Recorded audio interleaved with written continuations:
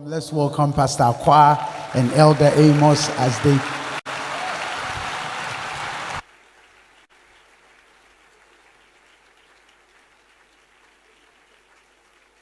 Hello. And please, you may take your seat. Thank you so much. Elder Amos, please sit down. I hope the height. Yeah, it's okay. We thank God for another Sunday. We're excited to be in church. A few things I would like to mention. Then we'll go on to today's business.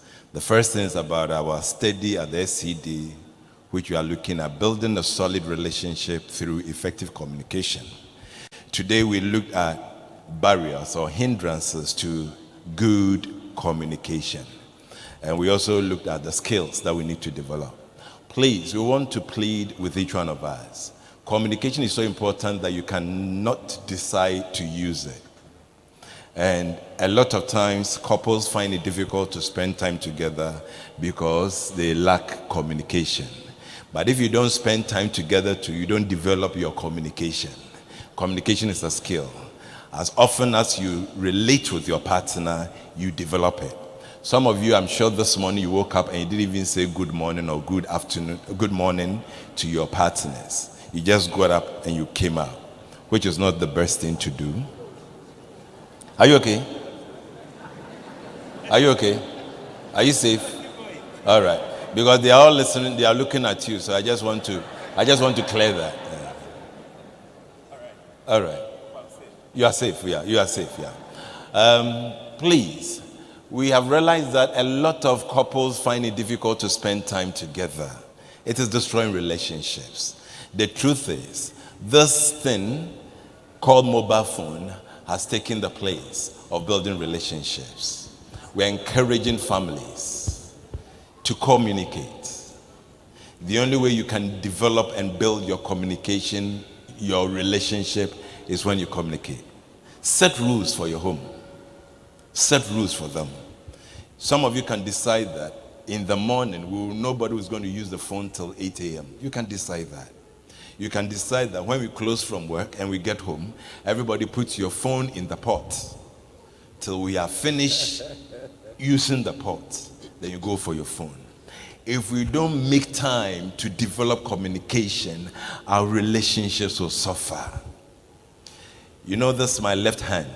If I tie this left hand with a rope, over a period of time, this hand will be useless, will die. The barrier will prevent this from leaving. If we don't remove the barrier and the hindrances that is preventing us from communicating, we will kill our relationship. If you are sitting by your partner, take advantage of this. Do a small exercise. You can tap him or her and say something to him or her. Let's do it and let me see. Still, some people are struggling to do it.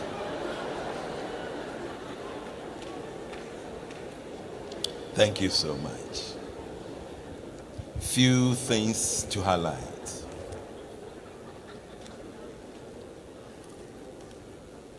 The Children's Fun Fair is coming on this Saturday, 24th August at 9 a.m. Please, even though it is for children, we encourage that families come around with the children. You can meet your friends to play with or talk with and allow the children to have fun.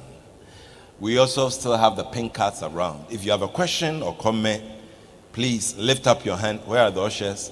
And the ushers will give you a card. Whilst we are discussing the questions, if you still have a question, you can still write it down. Those of you too who are watching us online, you can send your questions. A number has been given. If I get the question, we'll read it. There are a few CDs and books outside there. Make time and get some of the books. It will be of help to you. Last week's sermon on sex, the CD is available. So when we close, you can pick one. And there are other CDs that Elder Amos has and books. And I also have some. But getting to the end, I'll give the opportunity to Elder Amos to tell us some of the books that he brought. Elder Amos, you're welcome. Thank you very much. Elder Amos is not a stranger in this place. He's been coming here so many times. And apparently, ever since we started the family month and we had panel discussion, he has always been here. And we are privileged to have him in our midst. Eldemos is from Pentecost. In fact, he worships at PIWC Tema. He's a licensed youth minister, and he's certified life coach and a counselor. It's not like the other people who do counseling who are not certified and they give all kinds of poisons. He is certified. He has a certificate. In fact, for your information, I'm also certified.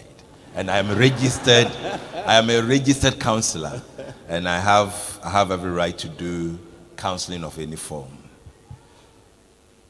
Eldemos, let's pick some few questions that came last month. Of course, we had so many questions, we cannot answer all of them.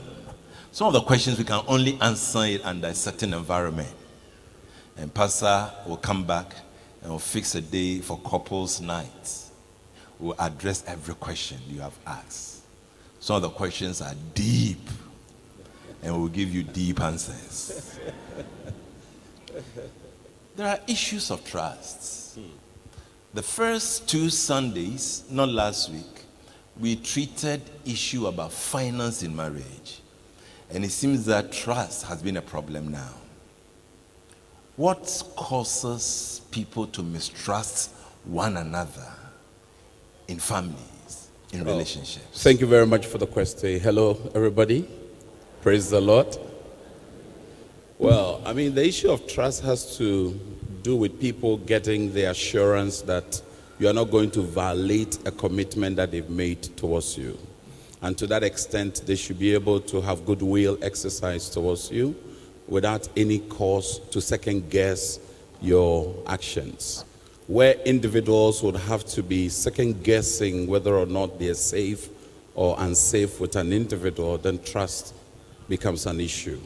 Steve Covey had published a book titled The Speed of Trust. The reason why you go to a watch seller and you don't have to think twice before you buy is simply because you can trust the source of production. On the other hand, if you go to a place where they're selling watches and you can't guarantee the source, neither can you guarantee the health status of the individual who is serving you, you most likely will not buy the watch. And if you're going to buy it at all, you may buy it under other reasons, either duress, coercion, or peer pressure. All friends are buying, therefore I have to buy same. And so trust in a relationship is what guarantees fidelity also. So if an individual cannot open themselves up to be trusted, then clearly they are not worth engaging. That's a difficult reality. The challenge now is we are already in a union, which is a covenant relationship. It's not a marriage relationship. Marriage relationship. Okay. For those in that situation, now we need to discuss the issues of what has gone wrong with the relationship. Not so much who is wrong, but what is wrong. Anytime you address it from what is wrong, people don't become defensive. They open up and they're generous with their contributions and forthcoming with the issues that they grapple with. Now, so when it comes to finances, the individuals who say, well, let the couple have a joint account. But we've had cases where one is generous and the other is very stingy. So if you come to offering, for instance, the stingy one is not so willing to give. But the generous one may sign a check. That will compromise the entire account. And so what we would admonish people to do is to have a holding account where both of you contribute into, and you should be joint signatories. But everybody can hold their own account. But you should be naked and not be ashamed. Because the moment you are not able to disclose, the other party has to second guess you. And most of the time, the result is ill will. If you want to live with ill will in your relationship, then so be it. But if you want goodwill, then you must disclose. And there are different levels of disclosure. Some only disclose when they are found out. Others willingly and generously disclose because they are naked and unashamed. Now, if I can bear my whole body to my spouse or someone that I call a husband or wife, then why can't I disclose my incomes? I remember one time on radio, a gentleman called in and said, well, Anytime I share my income earnings, the bonuses and what have you that comes, my wife's appetite goes up. In fact, during the finance in marriage, quite a number of people said that, the men said that if they get some extra bonus, there's no way they're going to tell their wives. And the reason is that he's going to bring extra demand. And but you need to, as a husband, generously and politely guide your wife. If even her expenditure is going to go up, to whom much is given, much is required. Yes, that's scripture, isn't it? Yeah. So if much is given you, much is respected of you. So those of you that you have much of your wife, much is required of you. So I think that is a reasonable thing to see. Oftentimes that's basically what the economists will tell us. When your income goes up, you yourself, your demands, your need, your expectations also rises with it. Because a new level introduces a new devil. Let me ask this. If somebody, how can an individual help his partner or her partner to be open? Because you see, sometimes when one is naked, then your partner pounces on that and use that against you. So then I don't need to say it again. Well, I remember a man who came to my office said that he got converted and turned away from all his evil ways. Then called the wife and told the wife that I have been flirting around. I've been having a relationship with other women, but I have stopped. And I want to tell you because I want to start afresh. The man said what happened after that, he regretted telling the wife. So how can one be helped to be open? Well, you see, you've got to be mindful of timing. This is a post-activity information. Now, why do you go to talk to your wife about the fact that you've been flirting when that had not become a subject matter? You see, you may think you want to earn trust, but it can injure fatally the relationship. Because she's going to say, oh, so on my blind side, you've been doing this hanky-panky stuff. Now, what else is yet to be disclosed? The other thing would be, is that all there is? And most of the people... Or it's a modified version. A modified version, an abridged version. Abridged version, yeah. Yeah. You know, so most of the times we caution people, yes, you've got to be honest, but this has not become an issue.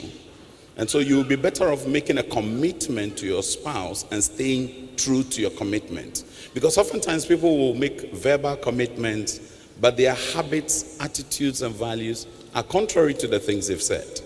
And so I would rather you would hold on and be an honest man, a man who practices faithfulness. Because the Bible says that many a man promise an unfailing love, but a faithful man who can find. There's a need for the man to pledge his loyalty. Men were designed in a certain way to be conquered and, looking for alternatives and multiple expressions of what the same thing that we receive. And this is the same thing that makes a man vulnerable to flirtatious behavior. And so it's important that the man understands this. And it's also necessary to know that not every information must get to an individual at a go.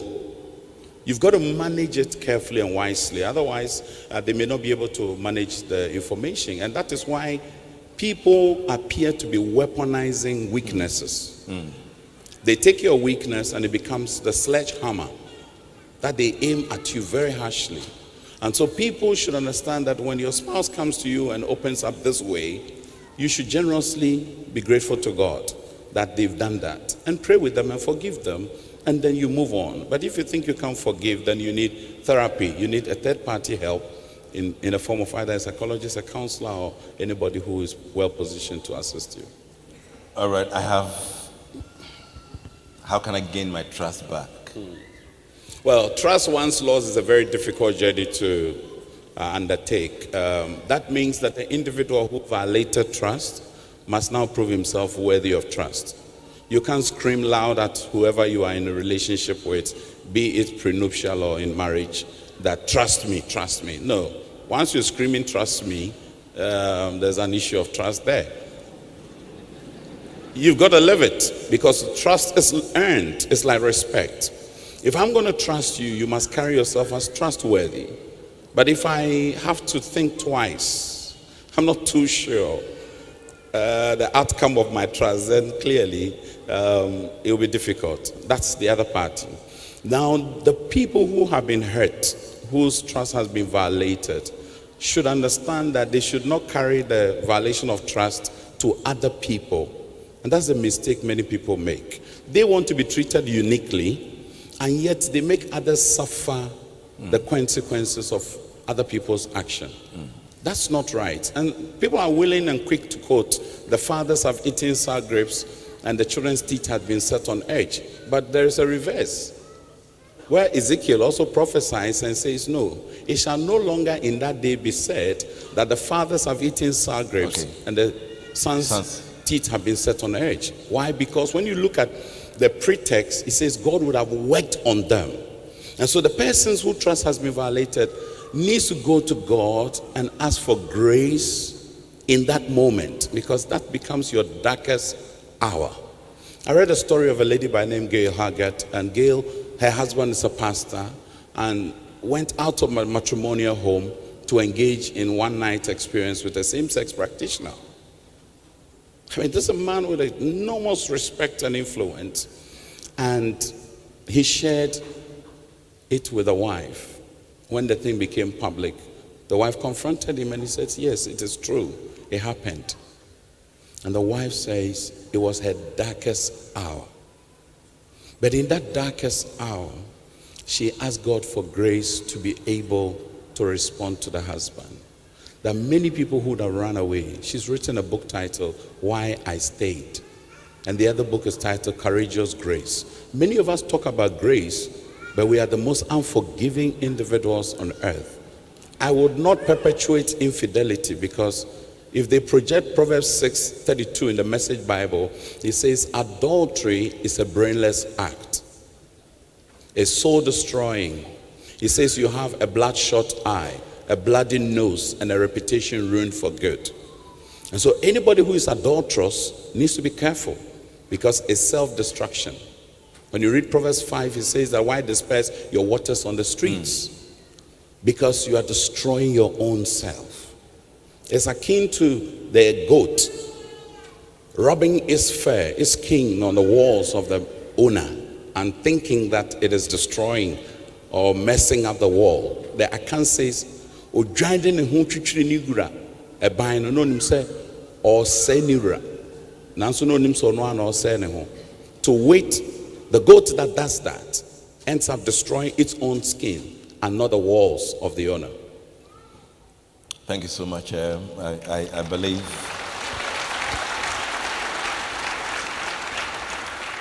believe those of us who need to gain our trust back, we need to work on it. What it actually Let means. me just add this. It's not going to be an event. It's going to be a process. It's going to be a long walk through a dark tunnel. But you should be ready to walk that path. And God's grace will help you in time of that difficulty. And it will mean you will need to do a lot of adjustment. You need to do a lot of sacrificing. For example, if because of that you used to come home very late and now you want to turn on a new leaf, then it means you have to come home early. Yeah, you should be seen. What it means is that you need to call your partner often to tell her where you are. If you really want to be trusted, so at least he knows that you are really serious at what you are doing. I understand some men, when they are traveling, their wives call them on phone and ask, "Oh, wait," then the man is angry. "Why are you monitoring me like that?" But I think that if you have a partner who is trying to check where you are, it means that you have a lovely partner. Men, am I lying? Men, am I lying? But what do you do? What do you do in the event where an individual in a marriage turns themselves into an FBI operative or a BNI official? They literally are stalking you. I've sat with couples who have bought a mobile phone as a gift, and they put a device, an application on the phone just to track the movement of their spouse. That's the terrible thing that you can do. Yeah. So it's not necessary to want to be stalking your spouse. It is good information to receive that I'm here, I'm there. But others cannot take one line. They need a paragraph.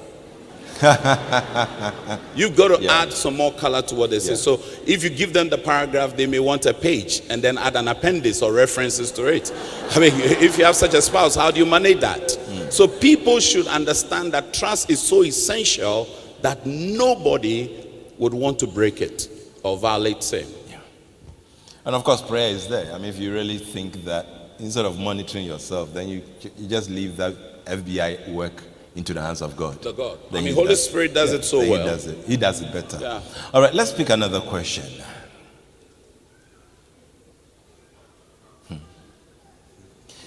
Some people think that they can watch pornographic material so that they can improve on their sex life.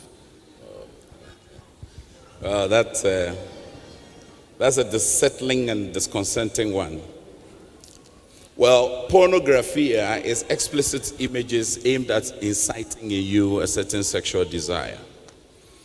The sad thing is this, that the average user of pornographic material, if you ask them, would you do a video of yourself nude and sell it to others? They say, no. So my question then is, why are you watching somebody's own? So it's a conscionable act.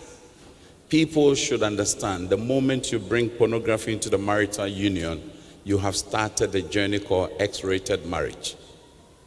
That X-rated marriage is an individual who has no relationship to your sexual union and yet is going to teleguide what is done within the act of sex. You sit with people who tell you, anytime I'm having sex with my spouse, I have to imagine somebody else. That's the height of self-destruction. And it is demeaning of your spouse. Because for the Christian, God is a witness in a sex act. He's not out of it. Because it is spirit, emotions, and body. Spirit, emotions, and body. What spirit are you introducing into your own marriage? Which alien is there? UFO, who is there? Unidentified floating object that comes in an imagery form and teleguides the way you are having sex. So there's a need for the spouses to understand that intercourse, proskonia, is worship. Now, if we are having worship, then God is the ultimate invigilator of what we're doing. That is why a husband and wife can hold hands before they have sex. Seldomly do we do that. But it's a gracious act to invite God to give you grace and strength as you embark on this journey. That's prayer. Hallelujah. That is prayer before sex. Prayer before. All right. Now, just like prayer before meals. you know, it may sound mundane and pedestrian for some people, but this is a serious matter.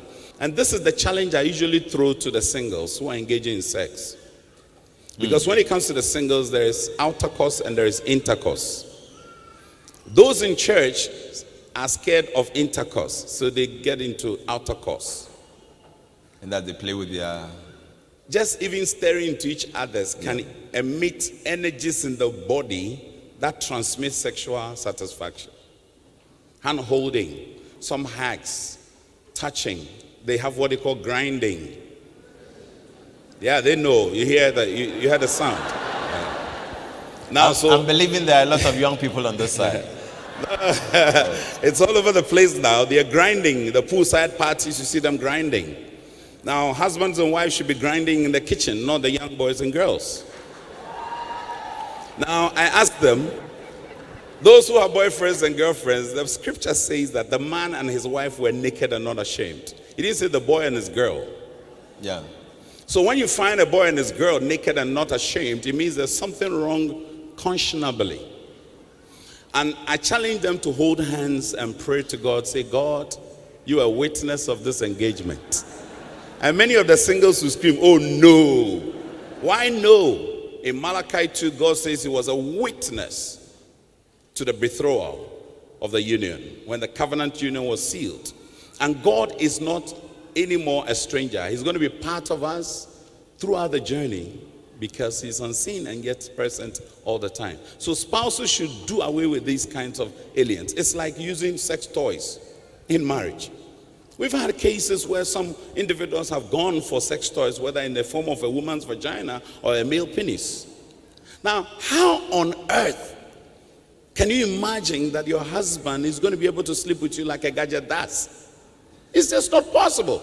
So you're going to be screaming loud and clear, my husband cannot satisfy me. Of course, he will not be able to satisfy you. Because he's not a machine. Because you have a voluptuous appetite that can never be satisfied by any son of Adam, unless he's on aphrodisiac. Yeah, in fact, I was going to say by any normal human being. They are the sons of Adam. Oh, okay.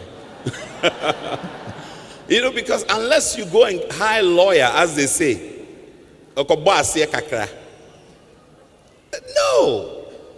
it should not be. And you hear the mindset of many males today. You hear mekopawano. Well, if sex becomes mekopawano, it's demeaning, and it's not brothel service. That is why it's difficult when I sit with women. They say, oh, there's an issue we need to talk about, and yet he wants sex. I can't give him sex. I said, no, mom, listen. You are not rendering brothel service. In brothel service, money in a hand, bag in the ground. Yeah. You take the same thing into marriage, or unless we talk about the children's school fees, I can't have sex. Really? You should be able to give it generously. It's called sweet surrender. You must sweetly surrender. You can give this to your spouse as a blessing. Of course, I need to speak to the men. Men should understand that we men look at sex in pigeonholes. So money matters here, anger issues there. We are not talking here, and sex is there. But for the woman, it's like a ball of yarn, thread. Everything touches anything.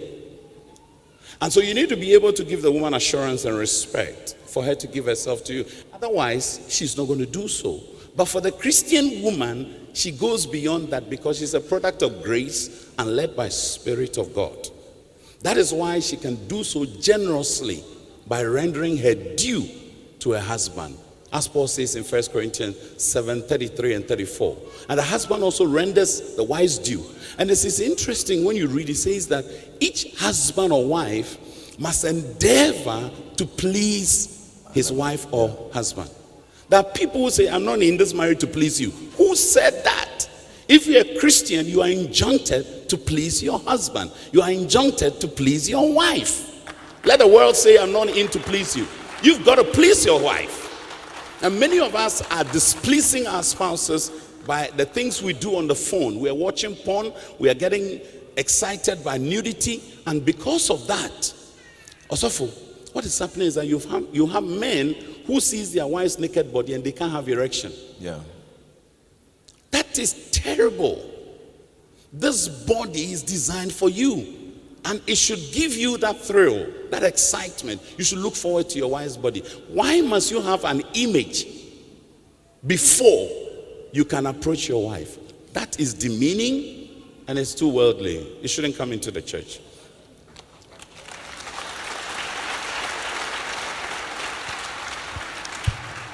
What can cause a couple not to have sex for like 3 years? Some 10 years, meanwhile they are still living in the house. Yeah, I mean, for your information, there are some who have not done it for the past 14 years.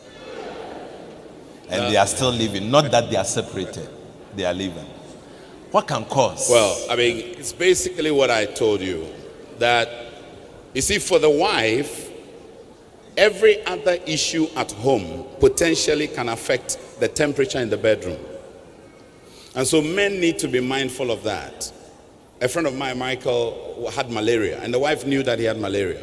And he said this on radio, so I can share it. And the wife knew he had malaria, and then in the evening he was touching the wife, and the wife went like, are you not the one with malaria? And Michael responds and says, what has malaria got to do with this? That's a typical son of Adam. The two are not connected. Yeah.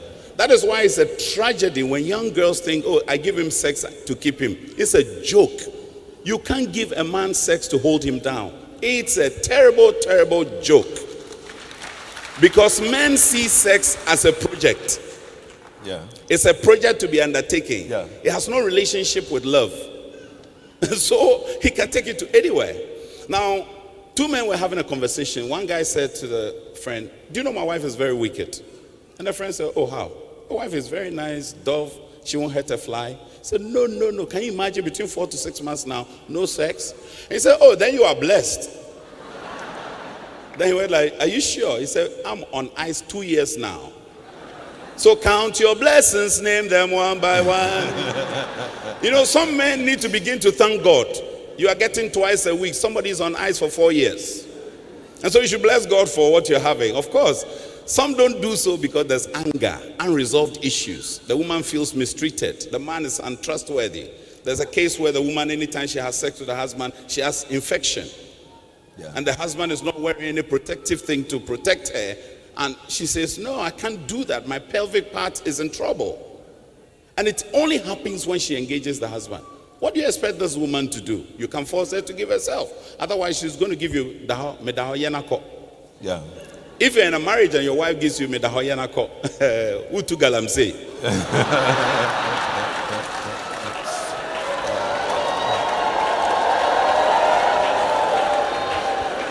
And so there's a need. And then also, the reason why they're not doing it is because one person enjoys it, the other is not enjoying.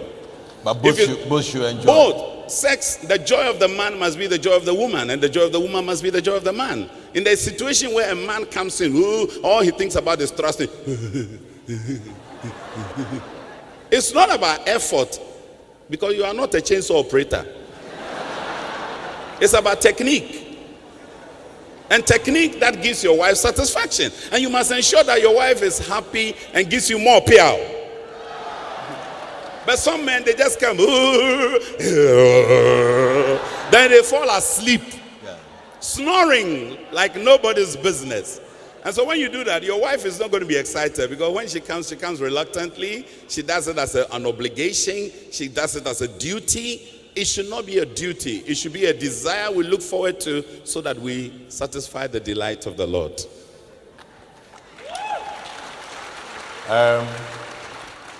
Those of you who attended the SCD class, there was a point that talked about seek the interest of your partner. Mm-hmm.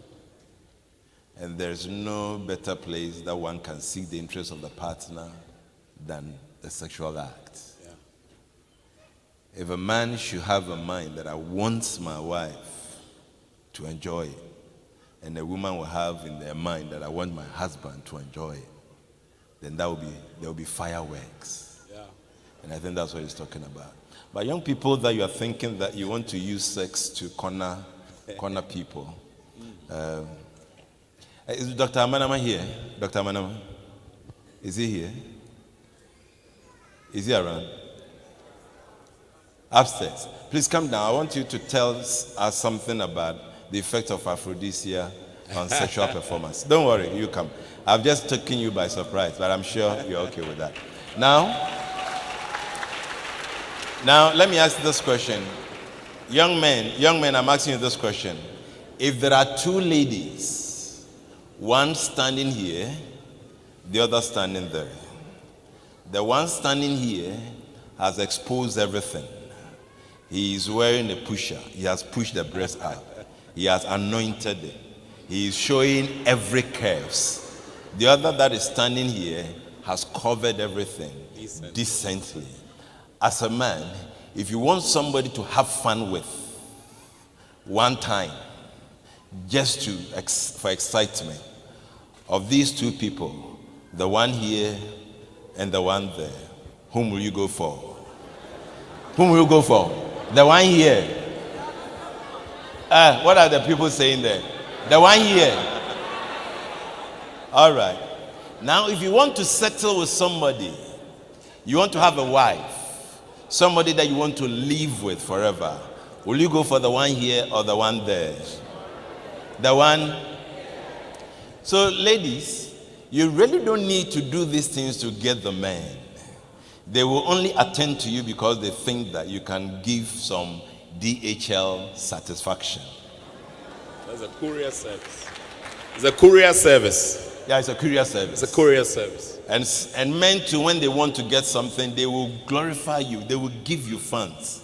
And they will describe you and you will be so crazy. Sometimes they will ask you, were you born by a human being or by angels? Please don't come.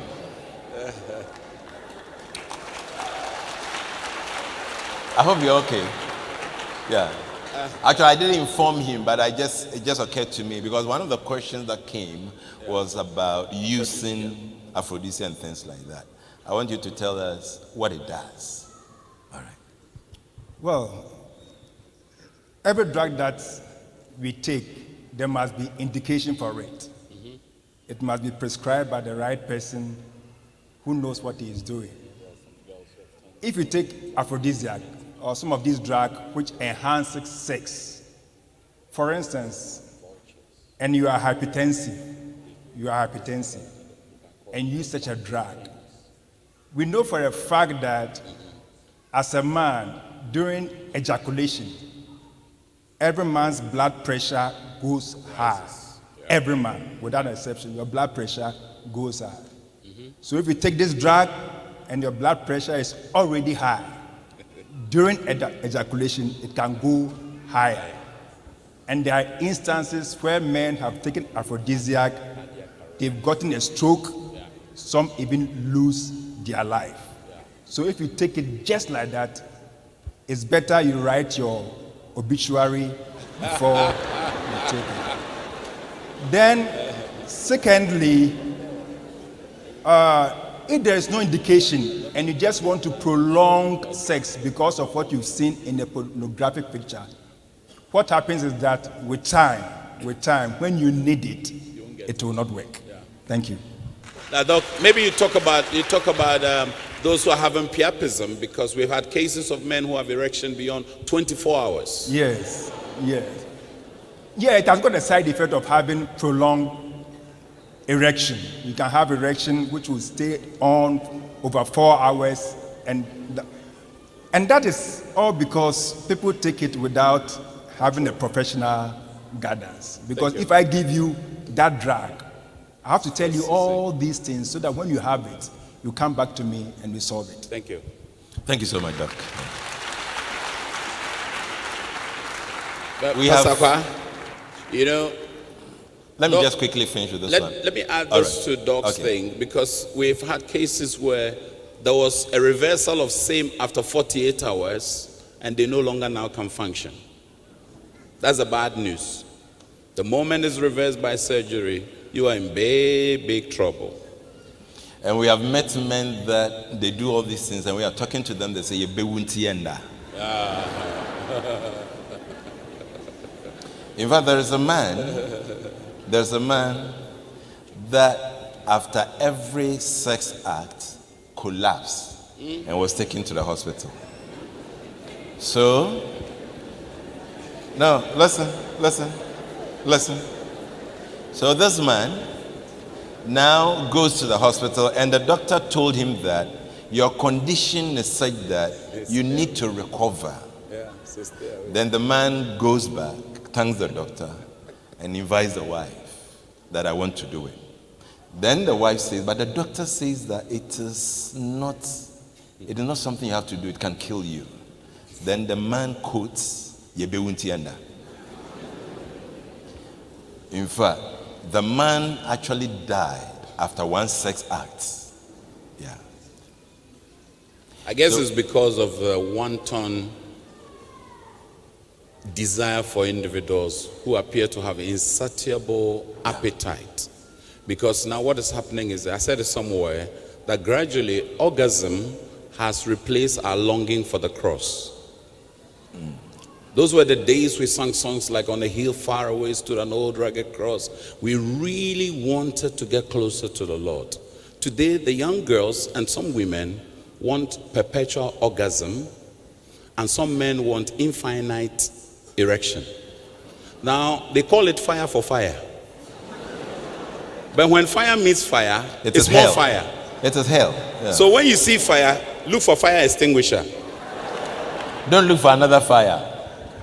For your information, we see I have noticed that in Kumasi at least, from 7:30 onwards, 75% of things that are said on the FM radio is about sex. Yeah. And they describe it in such a way that we have crazy ideas about them.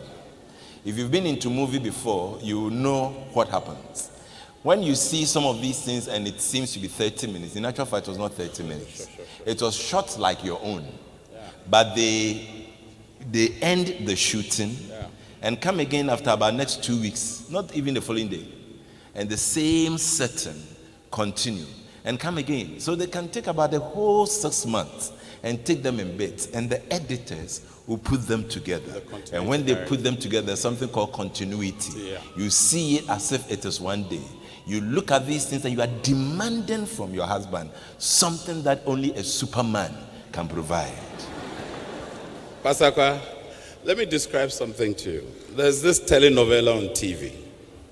Now, in this particular telenovela, a gentleman by name Rodriguez drives recklessly into the vehicle of a beautiful lady who is almost like the protagonist in the video. And her name is Catalina. And she breaks a femur bone and she's hospitalized. Now they discuss this on TV and open the phone lines. And a certain account speaking woman comes in. Yeah, your man's from so and so. Now, you know, why do you say, Sir Rodriguez, Jimmy for Bearman or home?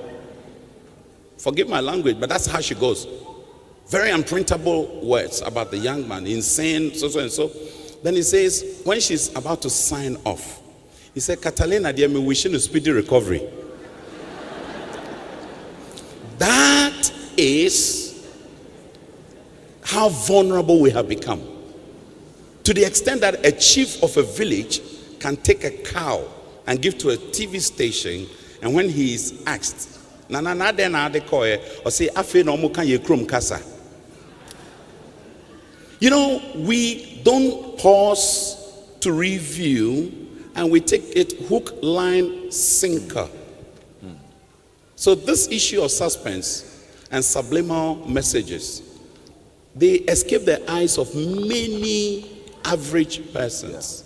It takes somebody who is willing to watch it and defer response to be able to figure out all these details. So we need to educate our congregants more and more and share experiences in this light so that we don't become vulnerable, but we become discerning viewers and discerning listeners. All right, time is running fast. Let me pick one or two more questions, then we'll go. If parents are divided on parenting, what is that effect? What is it going to have? What is going to be the effect on the family?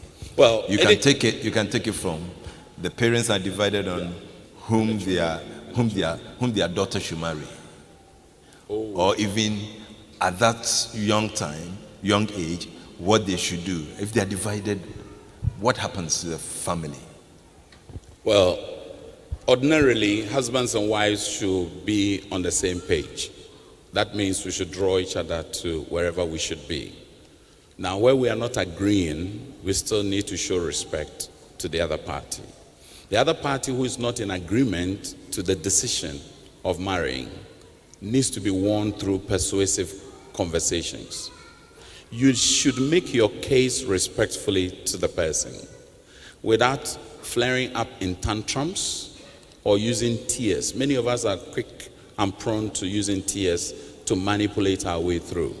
Because I have seen cases where parental objection turned out not to have been objection, but God using it to save the couple from a very potentially dangerous situation.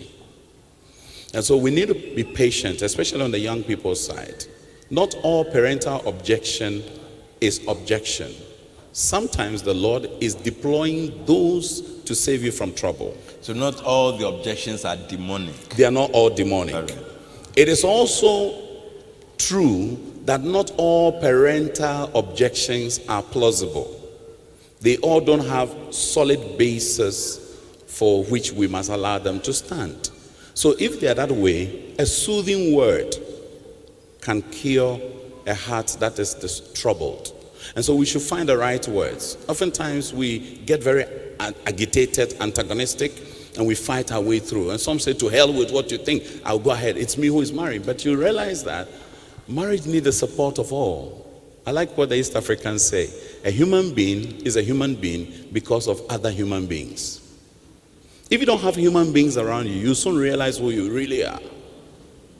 So don't rubbish your parental objections and run to marry. We also need to help parents who are still battling the pain of the past and the fear of the unknown. One boy's father said to him,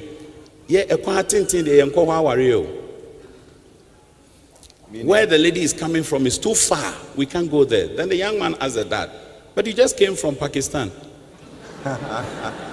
Between Pakistan and where the lady is coming from, which is furthest? Okay, so if you can travel there, it means that you can. But it's a traditional mindset, some of which is holding people back because they have fear of what does not really exist. And if you fear something which does not exist, it's paranoia. It's paranoia. So there's a need for us to help them. Others are doing so on the basis of tribe. One young lady introduced the guy who wanted to marry her to the dad. And the dad heard the name and said, to hell with him, over my dead body.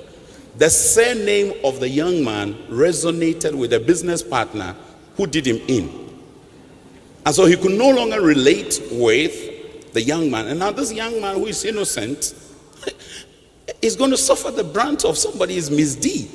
It's the same thing like how we males suffer all the wrongs done by other men. And women love to say that. Oh, men are like this, men are like that, men are like that. So every man is from Adam. What about every woman is from Eve? So we also don't say that I'm unique. You are unique. If you see yourself as unique, treat everybody as unique. And let everybody bear their own cross. Now, parents need to assure each other that very soon, I heard it in one of the messages this morning by Dr. Otaba, and he said, the person who is sitting next to you that is of a different extraction, ethnically or tribally or nationally, whose company you don't like, don't forget that when you get to heaven, before the Lamb, people from all languages, all tribes, all nationalities are going to stand and we all say one thing: holy, holy is the Lamb that was slain. So thy will be done on earth as it is in heaven. If in heaven we can coexist, then on earth we should do better.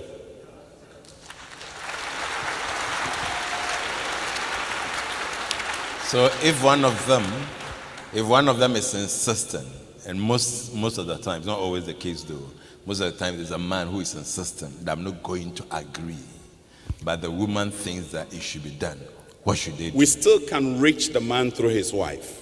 You see, and this is where we want those women to understand. Do not face the man in the man, because that's a posture of hostility, a posture with ego, and they have bravado and careless, tin, as they say it in Ghana. But rather you locate the boy in the man. The boy in the man want to be pampered, want to be respected, want to be given the right to feel he's in charge. And you use what I call Delilah therapy. So the wives need to find a very cozy environment. Put the man on your lap. Run your fingers in his head. If you have acrylic, all the better. You see my hands, fingers? You just go like, you know what that does is that it goes to the sole of his feet and his knees begin to knock. You see him blinking his eyes. He's in a good position for a good news for you. And that's what those girls who I sit with, who are going out with people's husbands, that's what they do. They place them on the lap. I want to ask wives here, when was the last time you put your husband on your lap? You can't even remember. Give your husband Delilah therapy this day, and all your requests shall be granted unto you.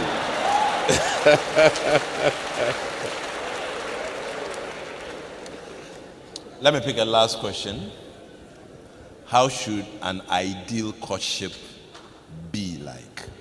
Well, I mean, the concept of courtship, which is distinct from dating, is when the people have actually attained the decision to marry. And the courtship is like the lion It is said that when the lion sees a lioness and wants to engage it sexually, what it does is that it urinates around it and creates a consignment for the lioness. Any male lion that strays into it, it can smell it. Now, courtship is like going to the king's court. It's a space that we don't have any extra allowances. So it is one directional. We are heading towards marriage. The people should come to a point where they all see that marriage is the end point. Steve Covey calls it, begin with the end in mind. Yeah. Because we are marrying soon, we should not forget that I will marry you is different from we are married. The foundation for successful courtship is first, trust. Second, respect. If you cannot tolerate a woman or a man who is disrespectful, don't accommodate them in courtship. Because Please, can you repeat that statement? If you cannot accommodate a man, you can't tolerate a man who is disrespectful of you in marriage, then don't create space for them in courtship. Because marriage is an amplifier. It multiplies. Anything that you were as single, when you become married, if you're not careful, it will have an exponential growth. So if the guy is not married to you and he's already flirting with girls, that's what we call red flag. Some behave as though they are God. They say, I will change him. Nobody can, through marriage, change another who says, I'm incurably flirtatious. The other thing is this: do not ignore things that give you discomfort. That means communication, conversations. And ladies who want conversations in marriage tomorrow should start the conversations now. Instead of doing the physical things. Because see, the thing true about women is this: if you touch a woman, her emotions overwhelms her. And the cognitive part, women, please listen carefully, slows down. And so they go like, oosh, ash, oosh, ash, ooh, ah. Feelings near deep. And when they respond, the feelings are overwhelming. Most likely, every decision or choice they are going to make is not thoroughly engaged. Yeah. So when the dust settles and reality dawns on them, they say, why are you doing this? But he's been doing that way back. And so for the young people who are not married, touch is a weapon in the hands of a man. Talking is a weapon the woman has. Get your guys to be talking, because many men don't like talking because they become vulnerable and say things they didn't intend to say.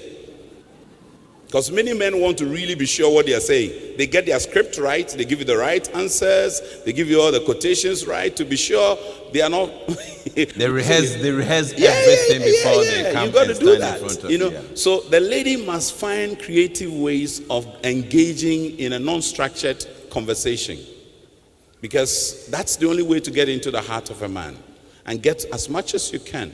But also remember that you need other people who can support you along the way.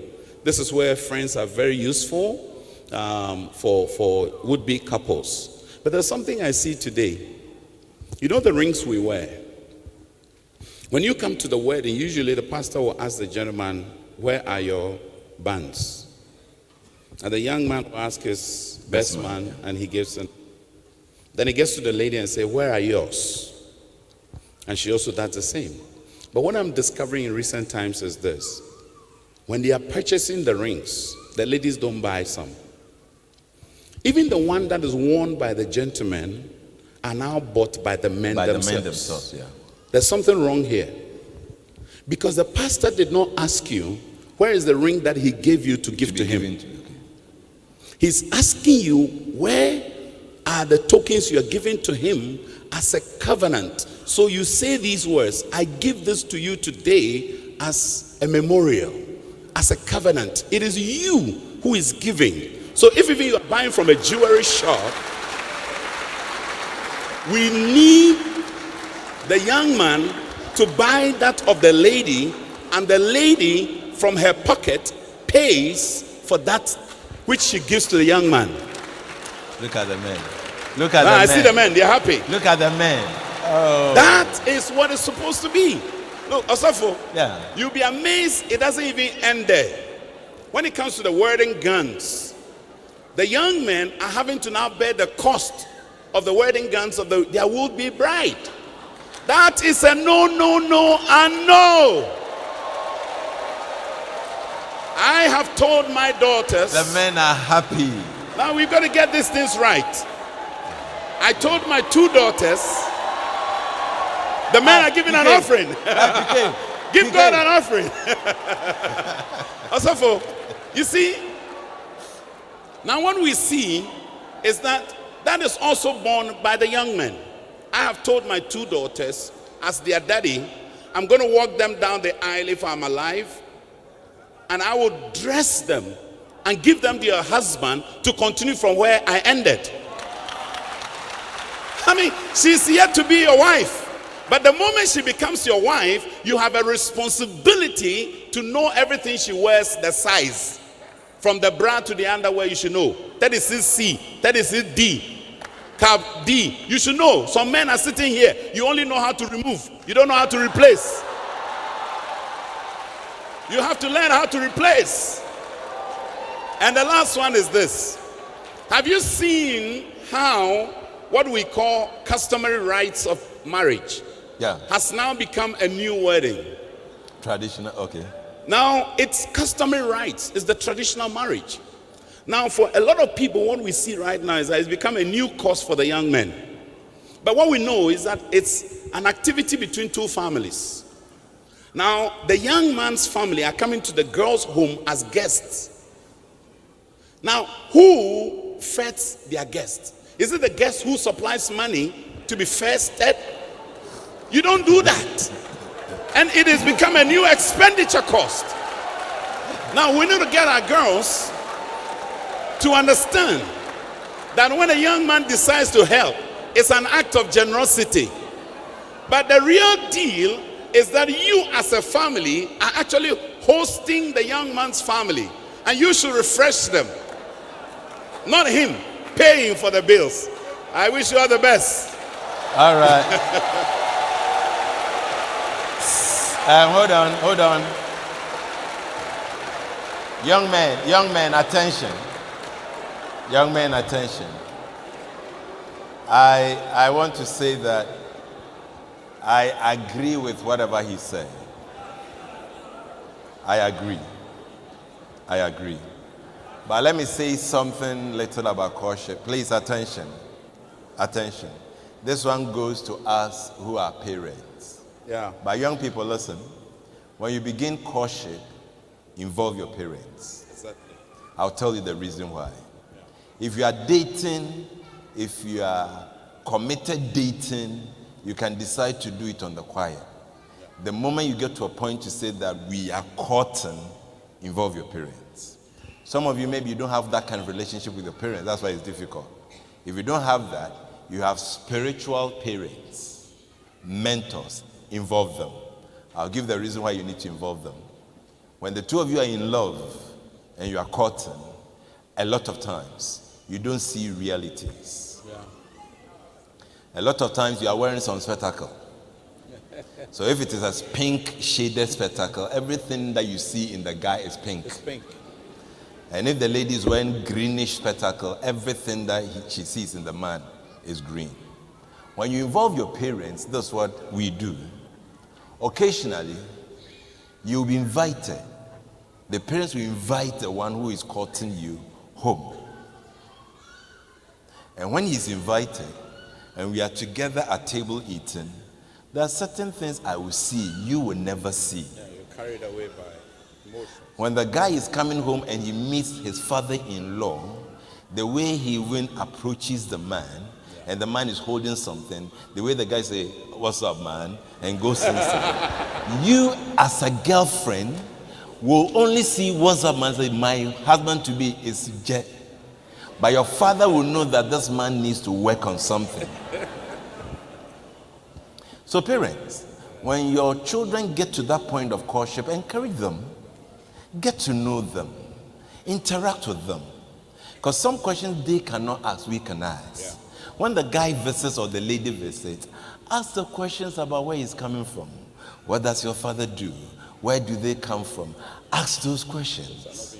There's something I say, it seems like a joke, but it is very, very helpful. Ask them, do you have pets in the house? Yes. What's the name of the dog? Nipan Safi. What's the name of the cat? Suroma. If you get to know that they have named almost everything in the house about something about women, it should tell you where the partner is coming from. Parents, don't let us leave all these things into the hands of the church to help your children to marry. You have a part to play. You have a part to play. Yeah. Please. Occasionally you can invite your in-law to be, I'm going here, accompany me to a shop. There are a lot of things that you see from that lady that your son is going to marry. That when your son goes with the lady to Kumasi Mall, your son will never see. We only see, oh, that's my lover, that's my lover. But you will see how this woman can be very, very expensive. And I'm not saying you use that to cancel the relationship. You use that to help them to learn how to manage their home. Beloved, I think we have a lot to do, but we can do it because God is on us.